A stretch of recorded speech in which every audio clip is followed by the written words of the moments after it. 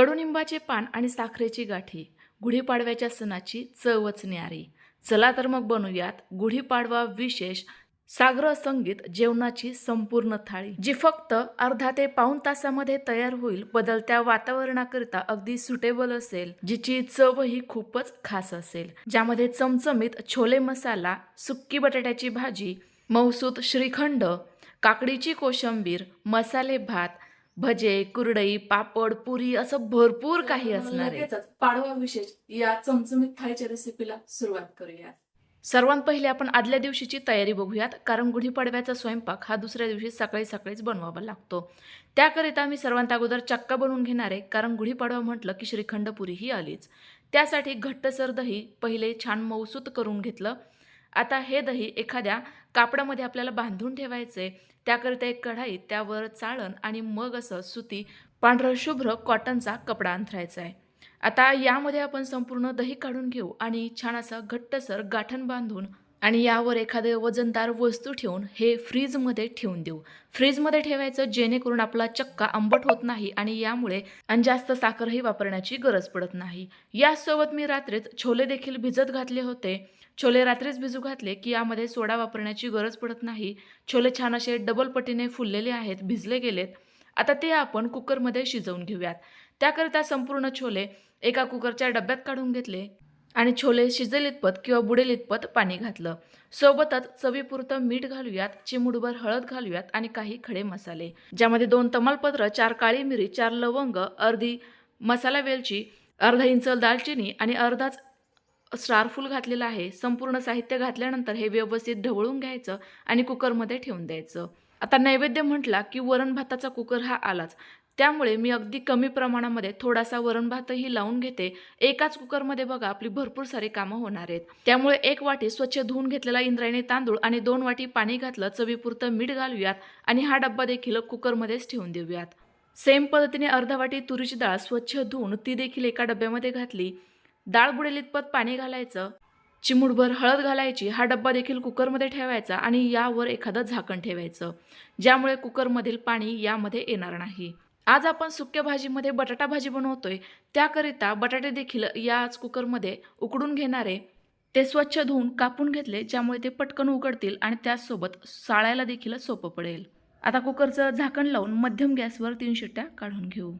लगेचच दुसऱ्या गॅसवर छोले भाजीकरिताच्या वाटणाची तयारी करूयात. तर त्याकरिता मी या ठिकाणी 3 कांदे, देठ आणि बुडूक कट करून या पद्धतीने कापून भाजून घेणार आहे.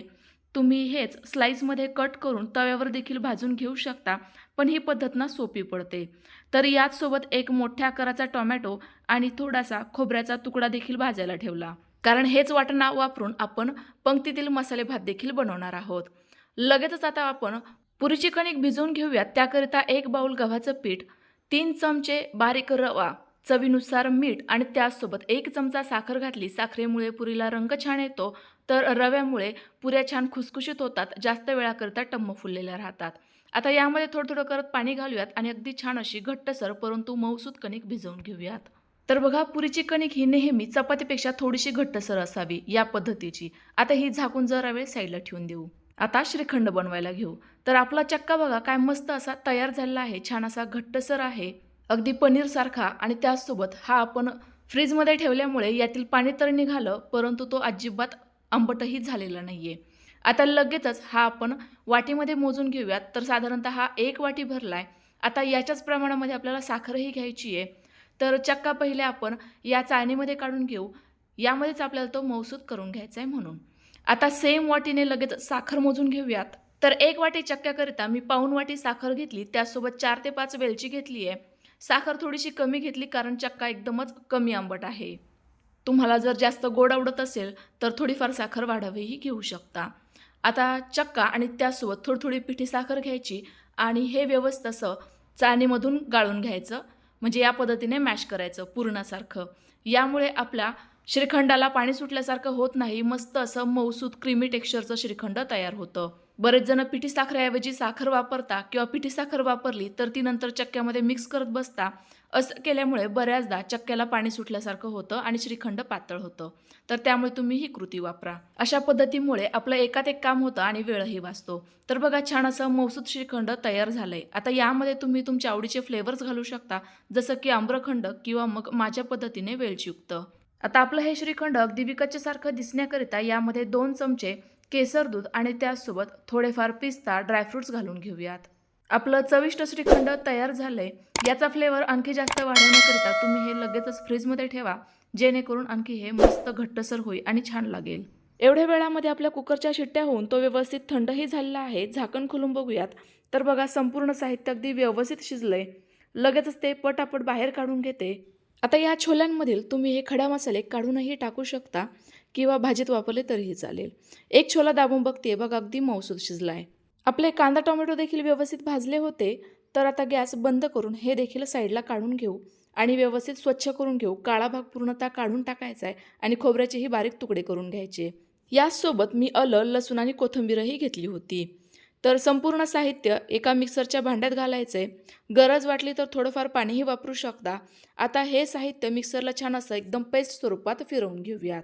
याचसोबत मी 3 चमचे फ्रेश ताजं दही घेतलंय. यामध्ये घालूयात अर्धा चमचा हळद, 1.5 चमचा लाल तिखट, अर्धा चमचा काळं तिखट आणि अर्धा चमचा छोले मसाला आणि सोबतच 1 चमचा धना पावडरही घेतली.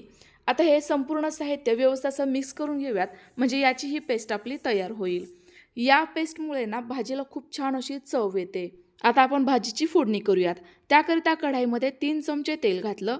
तेल गरम झालं की अर्धा चमचा मोहरी आणि अर्धा चमचा जिरे घालायचे.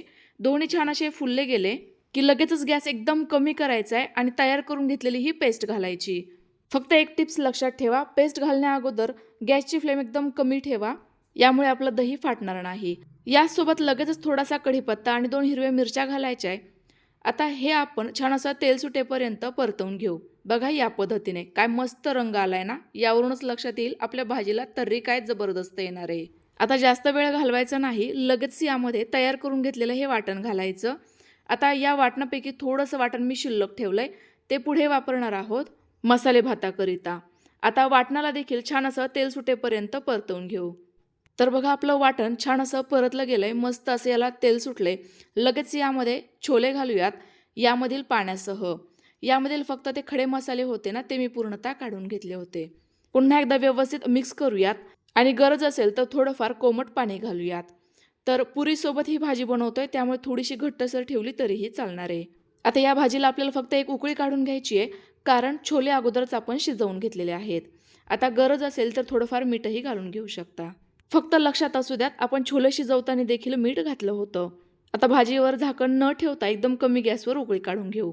दुसऱ्या गॅसवर लगेचच मी मसाले भात बनवून घेते. त्याकरिता कुकरमध्ये 3 ते 4 चमचे तेल घातलं. तेल गरम झालं की लगेचच मोहरी आणि जिरे घालायचे आणि सोबतच काही खडा मसाले, ज्यामध्ये 3 तमालपत्र, 1 इंच दालचिनी, 1 स्टार फूल, 1 काळी वेलची, 6 जिरे, लवंग आणि मिरे घेतले होते.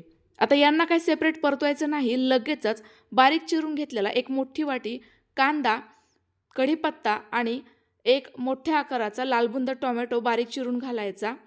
आता हे आपल्याला छान असं मऊसूत होईपर्यंत परतून घ्यायचं आहे. जास्तही परतवू नका, फक्त थोडंसं मऊसूत होऊ द्या.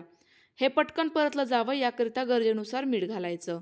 यामुळे कांदा टोमॅटोला पटकन पाणी सुटतं आणि कमी तेलामध्ये देखील हे व्यवस्थित मऊसूत शिजलं जातं. बघा, या पद्धतीने. आता उरलेल्या भाज्या देखील घालूयात.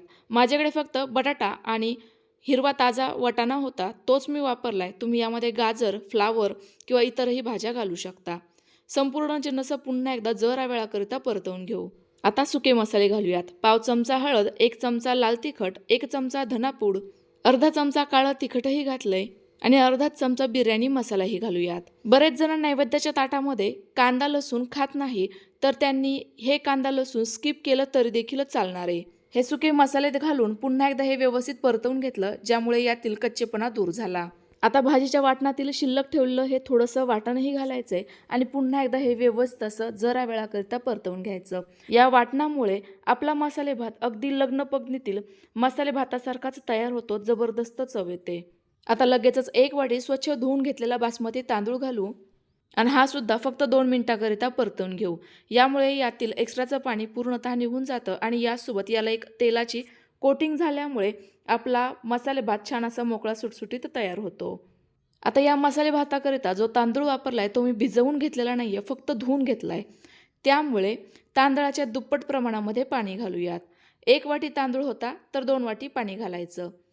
सोबतच चवीनुसार पुन्हा एकदा मीठ घालते. मीठ अगोदर देखील घातलेलं होतं. हे व्यवस्थित मिक्स करून घेऊयात, ढवळून घेऊयात आणि कुकरचं झाकण लावून मध्यम गॅसवर फक्त 2 शिट्ट्या काढून घेऊयात.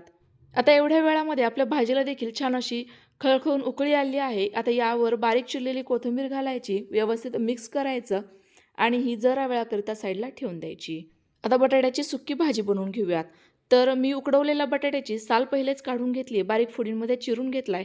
आता पॅनमध्ये 3 चमचे तेल घातलं. जिरे मोहरी घालूयात. जिरे मोहरी छान असे तडतडले गेले की लगेच थोडासा कढीपत्ता, आलं लसूण आणि मिरची यांची पेस्ट घालायची. पाव चमचा हळद घालायची आणि मिरचीतील कच्चेपणा दूर होईपर्यंत हे व्यवस्थित तेलामध्ये परतवून घ्यायचे. चवीनुसार लगेचच मीठही घालून घेते. यामुळे बटाट्याच्या फोडींना व्यवस्थित एकसारखं मीठ लागलं जातं.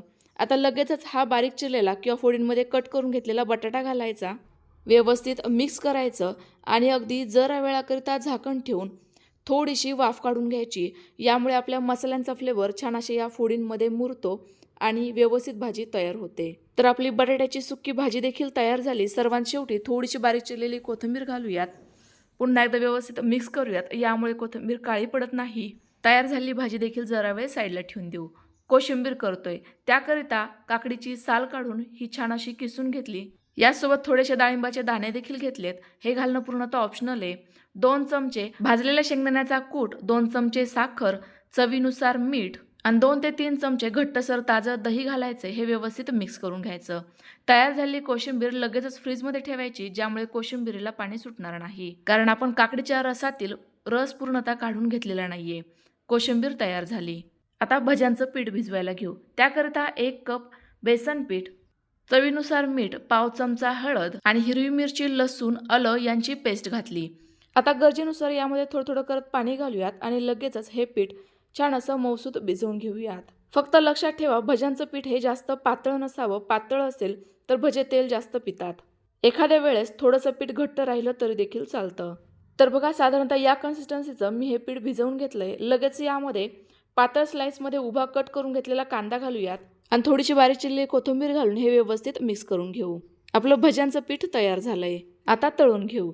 तर सर्वात अगोदर ना आपल्याला कुरडई, पापड जे काही साहित्य तळायचे ते तळून घ्यायचं आणि नंतरच भजेपुरी तळायची. एवढे मात्र टिप्स नक्की लक्षात ठेवा. या वाळवणाच्या संपूर्ण पदार्थांच्या रेसिपीज आपल्या चॅनलवर उपलब्ध आहेत, तुम्ही नक्की बघा. लगेच आता भजेही तळून घेऊयात. भजे तेलात सोडण्यापूर्वी जर आपण हात थोडासा पाण्यामध्ये बुडवून घेतला तर भजे अगदी व्यवस्थित आणि छान पटापट सोडता येतात. आता हे भजे तळत असताना गॅसची फ्लेम मध्यमच ठेवायची. यामुळे भजे व्यवस्थित आतून शिजले जातात आणि छान असे फुलतात. आता हे हलक्या बदामी रंगावर छान असे कुरकुरीत होईपर्यंत तळून घेऊ. आपले मस्त असे कुरकुरीत कांदा भजे तयार झाले. मी पुऱ्या देखील लाटून घेतलेल्या होत्या, ह्या देखील लगेचच तळून घेऊयात. पुरी तळताना नेहमी गॅसची फ्लेम फुलच ठेवायची. पुरीकरिताचा खास डिटेल व्हिडिओ मी या अगोदरच पोस्ट केलेला आहे, तो नक्की बघा. मस्त अशा टम्म फुललेल्या पुऱ्या देखील आपल्या तयार झालाय. संपूर्ण सागर संगीत स्वयंपाक तयार झाला आहे. लगेचच वाढून घेऊयात. तर बघा, आपल्या या भाज्या काय भारी दिसतायत, बघता क्षणी खाव्याशा वाटतायत. आणि श्रीखंड तर तुम्ही बघतायच, अगदी विकतच्या सारखं झालंय. तुम्हाला आजची ही थाळीची रेसिपी कशी वाटली कमेंट्स करून नक्की कळवा. रेसिपी आवडली असल्यास लाईक करा आणि जास्तीत जास्त शेअर करा.